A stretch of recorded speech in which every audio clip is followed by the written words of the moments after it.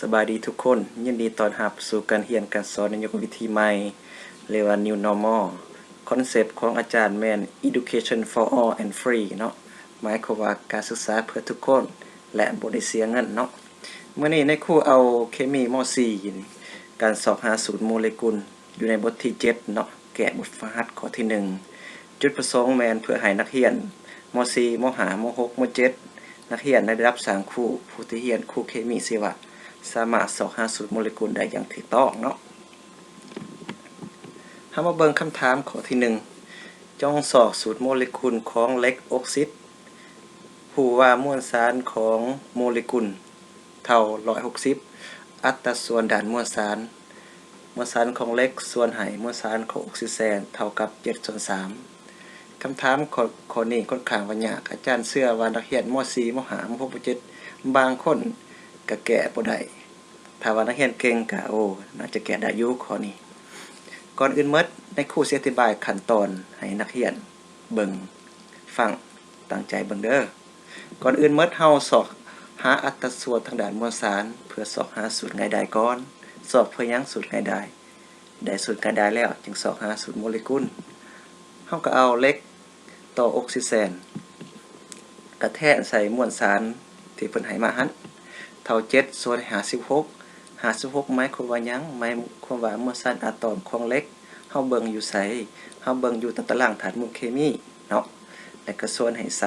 3หารให้16ก็แม่นมวลสารของออกซิเจนเนาะแล้วเฮาก็หารกันเลย7หารให้56ได้อยู่ 0.125 ต่อ 0.1875 ข้อนี้เนาะเมื่อเฮาได้ผลออกมาที่น้อยสุดเอาผลออกมาที่น้อยสุดหันมาหารให้แต่ละโตหารเพื่อหยังหารให้เพื่อฮอดอัตราส่วนให้มันหมดเนาะอาจารย์เขียนว่าข้อ2เอาผลหารอัตราส่วนทางด้านมวลสารที่น้อยมาเป็นตัวหารเท่ากับ 0.125 หารให้ 0.125 ต่อ 0.1875 หารให้ 0.125 ก็ได้อัตราส่วนอยู่1 ต่อ 1.5 หมายความว่าหยังอัตราส่วนนี้หมายความว่ามีเหล็ก1อะตอมและมีออกซิเจนอยู่ 1.5 อะตอมเนาะบัดนี้เฮามาแทนใส่สูตรง่ายได้เฮาก็ได้ว่าเหล็กหอย1ออกซิเจนหอย 1.5 เนาะบัดนี้ขั้นตอนที่4สำคัญหลายเฮาสอบหาสูตรง่ายได้ก่อนแล้วก็เท่ากับสูตรโมเลกุล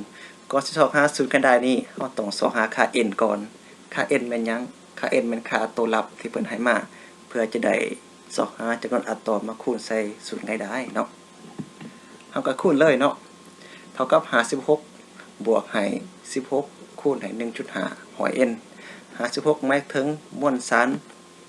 อะตอมของเหล็กบวกให้16มวลสารอะตอมของออกซิเจนคูณให้ 1.5 อะตอมหันที่เฮาดันไล่มาเมื่อกี้หันแล้วก็หอย n เท่ากับ160แม่นหยัง160แม่นมวลสารที่เพิ่นให้มาหันก็แทนเขาเลยเนาะได้อยู่56บวก24หอย n เท่า160ก็บวก56ใส่24ได้อยู่80 n ต่อเท่ากับ160แล้วก็ทอน n เลย n ก็เท่ากับ160หาร80เท่ากับ2เนาะตัวนี้สำคัญแล้วเฮาโดยเฮาฮู้ค่า n แล้วจากนั้นเอาค่า n มาคูณใส่สูตรง่ายได้เลยเนาะโอเคเท่าเนาะเหล็ก 1O 1.5 เนาะเอาค่า n 2อันมาคูณใส่เท่ากับเหล็ก 2O 3อาจารย์ครูให้เป็นระบบให้ผู้น้องเข้าใจเลยเด้อเท่าเหล็กคูณ2ต่อ 1.5 คูณ2เท่าเหล็ก 2O 3นี่ออกเสร็จเหล็ก3อันนี้เป็นคำตอบที่ถูกต้องค่อนข้างว่ายาวให้นักเรียนตั้งใจเบิ่งเด้อ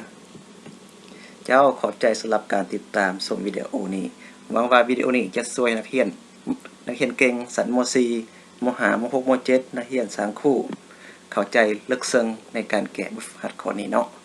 ถ้าว่านักเรียนมีคำถามคอมเมนต์ในวิดีโออาจารย์เลยอาจารย์สิมาตอบให้ถ้าในครูเห็นข้อผิดพลาดหรือว่าวิธีแก้ที่แตกต่างก็สามารถประกอบกับคิดกับเห็นเพื่อพัฒนาการศึกษาบ้านเฮามื้อนี้เอาเท่านี้ก่อนบ๊ายบาย